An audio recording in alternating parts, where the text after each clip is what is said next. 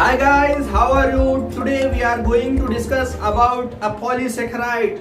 हम कई दिनों से डिस्कस कर रहे थे बायोमोलिक्यूल के बारे में. Biomolecule, the molecule which is responsible for the development and construction of cellular organisation.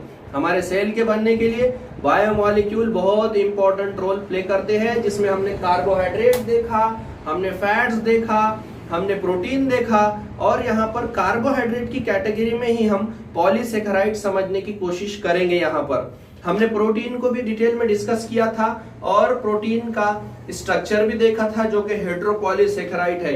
हमने डीएनए के भी कुछ स्ट्रक्चर देखे. आज यहाँ पर मैं पॉलीसेकेराइड आप लोगों के सामने डिस्कस करने जा रहा हूँ. देखिए बच्चों, जो शुगर होती है, मोनोसेकेराइड की बात कर रहे हैं, बाइसेकेराइड की बात कर रहे हैं, जिसमें ग्लूकोज आता है, फ्रुक्टोज आता है, गैलेक्टोज आता है. इस पर्टिकुलर शुगर में 6 कार्बन शुगर भी हो सकती है और 5 कार्बन शुगर भी हो सकती है.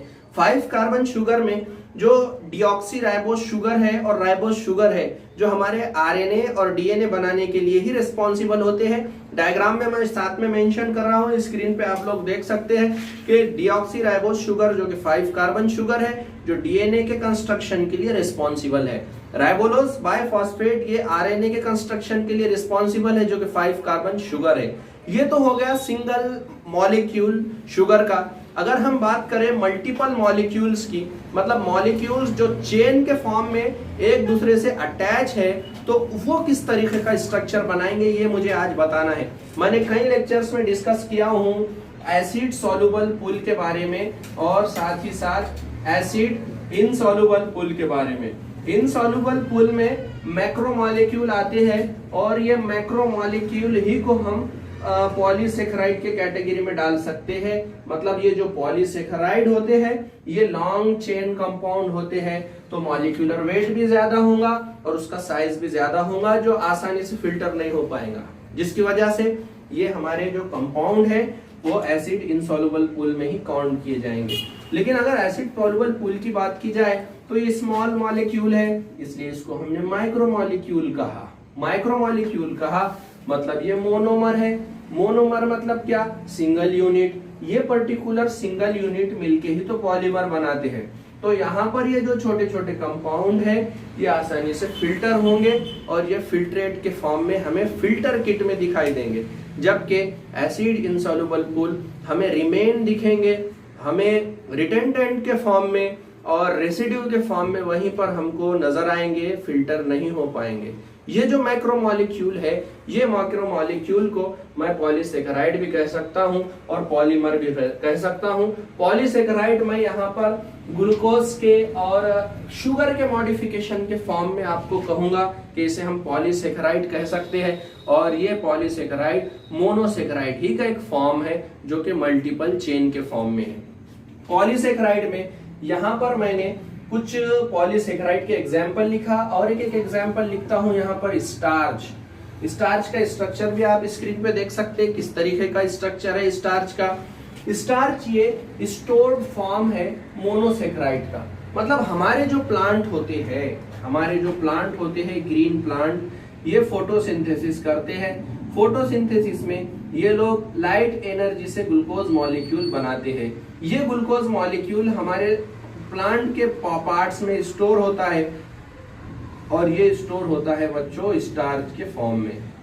ये पॉलीसेकेराइड स्टार्च के फॉर्म में हमारे बॉडी में, मतलब प्लांट बॉडी में स्टोर होता है और ये प्लांट का ही स्टोर फॉर्म है. लेकिन हम ग्लाइकोजन की बात करते हैं अगर, तो ये ग्लाइकोजन पॉलीसेकेराइड ही है, लेकिन ये एनिमल के बॉडी में स्टोर होगा. मतलब एनिमल्स के बॉडी में जो शुगर स्टोर होंगी वो ग्लाइकोजन के फॉर्म में होंगी, और प्लांट के बॉडी में जो शुगर स्टोर होंगी वो स्टार्च के फॉर्म में होंगी. मतलब देखिए हमारे बॉडी में क्या होता है, इंसुलिन का सिक्रीशन जब बढ़ जाता है तो ब्लड से शुगर लेवल कम होगा, तो वो शुगर जाएगा कहाँ? वो शुगर ग्लाइकोजन के फॉर्म में कन्वर्ट होगा और मसल्स वगैरह में स्टोर होगा, जो कि वाटर में इनसॉल्युबल है. वैसे ही प्लांट्स में भी ये पर्टिकुलर शुगर स्टार्च के फॉर्म में स्टोर होंगी और जब भी जरूरत होगी तो स्टार्च कन्वर्ट होंगी फिर ग्लूकोज में. और फिर ये ग्लूकोज रेस्पिरेशन में हेल्प करेगा, जो हमको आगे के टॉपिक्स में डिटेल में देखना है। यहाँ पर ग्लाइकोजन भी जब भी जरूरत होगी शुगर की, तो ग्लूकागॉन हार्मोन के हेल्प से यहाँ पर कैटेलाइज होगा ये ग्लाइकोजन और ये कन्वर्ट हो जाएगा मल्टीपल ग्लूकोज मॉलिक्यूल में। मतलब क्या हुआ कि ये जो पॉलीसेकेराइड है ये प्लांट में स्टार्च है और ग्लाइकोजन एनिमल्स में है, और प्लांट में सेलुलोज के फॉर्म में भी ये पर्टिकुलर पॉलीसेकेराइड हमें दिखाई दे सकता है। और ये सेलुलोज बहुत इंपॉर्टेंट हेल्प करते हैं हमारे डाइजेस्टिव सिस्टम में। बहुत सारे ऑर्गेनिजम्स में ये cellulose as a fibre like structure बनाते हैं और वो फाइबर्स बहुत ज्यादा हेल्पफुल होता है, जो कि पॉलीसेकेराइड ही का एक फॉर्म है। इतने आसानी से डाइजेस्ट नहीं हो सकता। कुछ ही ऑर्गेनिज्म ऐसे हैं जो पर्टिकुलर पॉलीसेकेराइड को आसानी से डाइजेस्ट कर सकते हैं, ज्यादातर तो ऑर्गेनिज्म इसे डाइजेस्ट नहीं कर पाते। और यहाँ पर इनोलिन की अगर बात की जाए तो ये फ्रुक्टोज का पॉलीमर है, और इनोलिन ये बहुत ज्यादा हेल्पफुल सब्सटेंस है बायोलॉजिकल एक्टिविटीज में। उसके कुछ फंक्शंस और कुछ उसका पर्टिकुलर डायग्राम मैं आपके सामने स्क्रीन पे शेयर कर रहा हूँ, आप उसे स्क्रीनशॉट लेकर समझ सकते हैं। उसको अच्छे से एक बार केयरफुली देखिए, वीडियो बार बार रिपीट करके देखना है ताकि हर बात क्लियर हो सके, हर बात आसानी से समझ में आ सके आप लोगों को। उसके बाद हम अगर बात करेंगे ये जो पर्टिकुलर पॉलीसेकेराइड है इनके फंक्शंस क्या है। फॉर एग्जांपल एनसीईआरटी का पेज नंबर 149 में आप लोग देख सकते हैं कि प्लांट सेल वॉल ये सेलुलोज से मेड अप होती है। मतलब प्लांट का जो सेल वॉल होता है ये सेलुलोज से ही बनता है। उसके बाद कॉटन के फाइबर्स हैं, ये भी सेलुलोज से बनते हैं। उसके बाद बिल्डिंग ब्लॉक्स अमाइनो एसिड्स वगैरह जो एन एसिटिल गैलेक्टोज अमाइन है, इनका भी बेसिक स्केलेटल में पॉलीसेकेराइड का और ग्लूकोज का बहुत ज्यादा हेल्प होता है। एन एसिटिल गैलेक्टोज अमाइन ये बहुत सारे एंजाइम्स है जो हेल्प करते हैं यहाँ पर एज अ स्ट्रक्चरल प्रोटीन बनाने के लिए, स्ट्रक्चर बनाने के लिए किसी चीज का। जैसे कि अगर हम डिटेल में देखेंगे आगे ऑफलाइन लेक्चर में, मैं इसमें बहुत डिटेल में बताऊंगा आप लोगों को कि जो हमारा आरबीसी होता है, आरबीसी के सरफेस पे जो एंटीजन होते हैं, जैसे कि ए एंटीजन है, एंटीजन ए के कंपोनेंट में भी एन एसिटिल गैलेक्टोज अमाइन हमें दिखाई देता है, जो कि एंटीजन ए का एक कंपोनेंट है। उसके साथ फूकोज एंजाइम होता है और ओलिगोसेकेराइड की चेन होती है। ये डिस्कशन शायद आपको समझ में ना आए, लेकिन आगे जाने के बाद हम जो ब्लड ग्रुपिंग सिस्टम डिटेल में देखेंगे वहां पर मैं एन एसिटिल गैलेक्टोज अमाइन का फंक्शन डिस्कस करूंगा। लेकिन यहाँ पर जो एन एसिटिल गैलेक्टोज अमाइन का डिस्कस हुआ है एक्चुअली बायोलॉजिकल एक्टिविटी को प्रमोट कर रहा है, इसलिए उसको हम यहाँ पर डिस्कस किए हैं। उसके साथ चिटिन का है कि बहुत सारे ऑर्गेनिजम्स आर्थ्रोपोड्स वगैरह में चिटिन ये क्या करेगा, कॉम्प्लेक्स स्ट्रक्चर बनाने के लिए रिस्पॉन्सिबल होगा। और यहाँ पर हम जो पॉलीसेकेराइड है ये डिफरेंट स्ट्रक्चरल डेवलपमेंट के लिए हेल्पफुल हो सकता है, यही हमको डिस्कस करना था। इसका जो स्ट्रक्चरल डिस्क्रिप्शन है और केमिकल प्रॉपर्टीज है ये हम बायोमॉलिक्यूल चैप्टर में ही देखेंगे केमिस्ट्री के। यहाँ पर मैंने कोशिश किया हूँ इसको इलेबोरेट करने की, होप आप लोगों को ये डिस्कशन समझ में आई होंगी। अगर कुछ नहीं समझ में आता है तो कमेंट्स करिए। वैसे मैं ऑफलाइन लेक्चर में इसको डिटेल में डिस्कस करने वाला हूँ।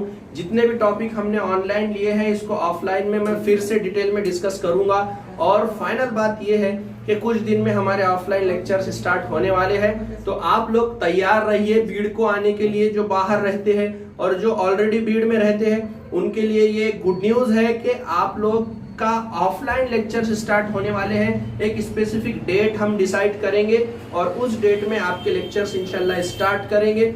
आपने आना है और ऑफलाइन लेक्चर को भी देखना है और फील करना है कि कैसा पढ़ा रहे हैं, सेल्फ स्टडी करना है। उसके साथ साथ इंशाल्लाह तुम्हारा हर बच्चे का डेवलपमेंट मेंटर्स, मतलब ऐसा टीचर जो बच्चों की हर चीज को सॉल्व करता है, हर प्रॉब्लम को पर्सनली अटेंड करता है और बच्चों से डील करता है हर तरीके से, और उनके हर डाउट को, हर प्रॉब्लम को सॉल्व करने की कोशिश करता है। तो आपके लिए मेंटर्स है तैयार। उम्मीद है कि हर बच्चा इसका फायदा उठाएगा और लेक्चर को अटेंड करेगा। आना है मेड एक्सलेंस क्लासेस में, जो राष्ट्रवादी भवन के पास SBI इन टच के बाजू में है, जो कि जीजाऊ हॉस्पिटल के पीछे है।